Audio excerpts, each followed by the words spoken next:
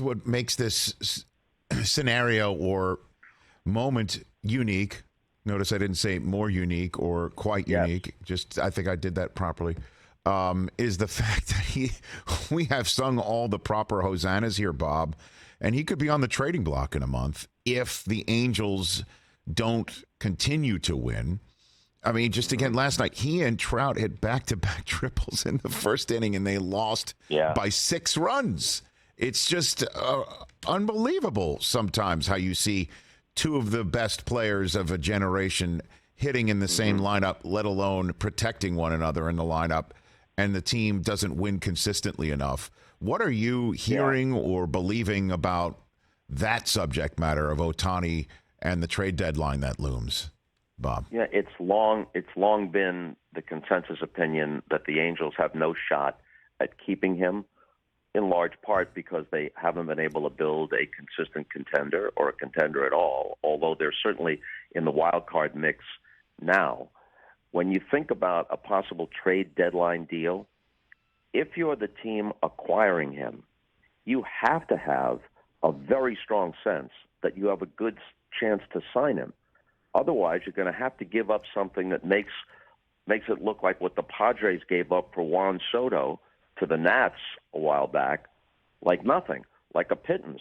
Are you going to empty your farm system and plus include some useful present major league players to acquire Shohei Ohtani for half a season and then maybe not make the playoffs and get bounced out in the wild card or divisional round? And now you've gutted your team and Ohtani winds up someplace else.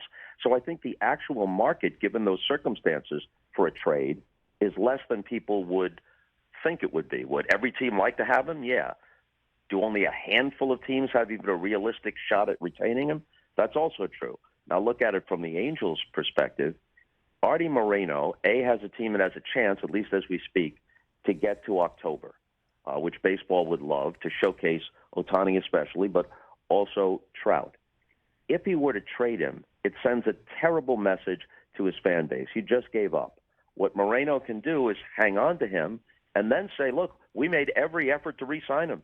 This is what we put on the table. We did everything. We emptied our pockets. If he stays, hallelujah. If he doesn't and he leaves, you can't blame us, and we wish him well. I think that's the most likely scenario. What would a free agency tour for Shohei Ohtani look like, Bob? Well, I think it involves both New York teams. Yes, it does. Perhaps Steve Cohen is chastened. Money does not buy happiness at Citi Field, apparently. But it will involve both New York teams.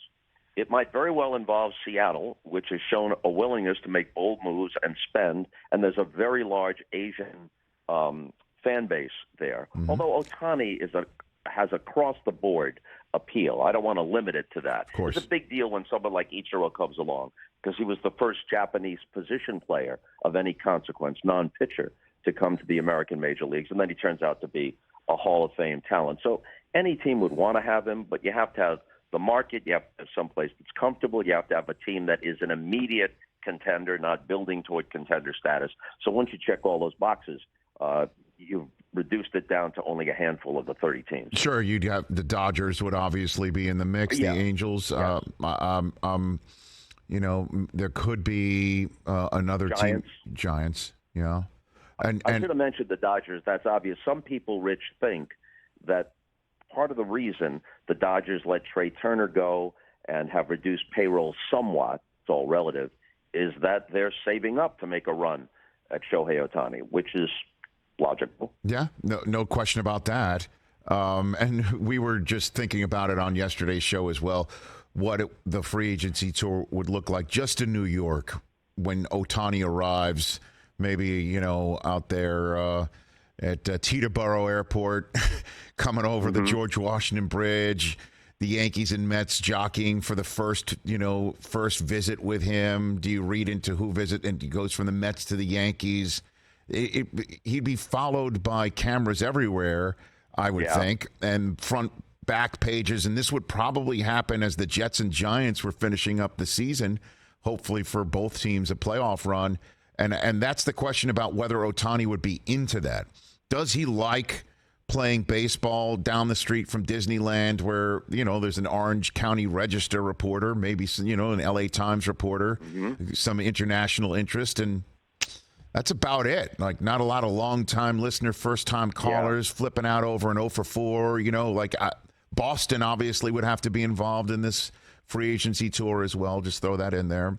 So that's the question. What do you know about his interest level in that type of atmosphere, do you think? I can't pretend to have any real insight into that on a personal level. I have never met nor spoken to Ohtani. But your point is correct about New York. The tabloids would have a field day with it, and his personal sensibility plays into this, as you've just said. If he just wants some peace and quiet, he's going to make a gazillion dollars no matter what. If he just wants some peace and quiet and a chance to be the best baseball player he can be, which is an historic baseball player, maybe he doesn't choose the biggest stage or the biggest spotlight. Catch the Rich Eisen Show every single day on the Roku channel, 12 to 3 Eastern, for free.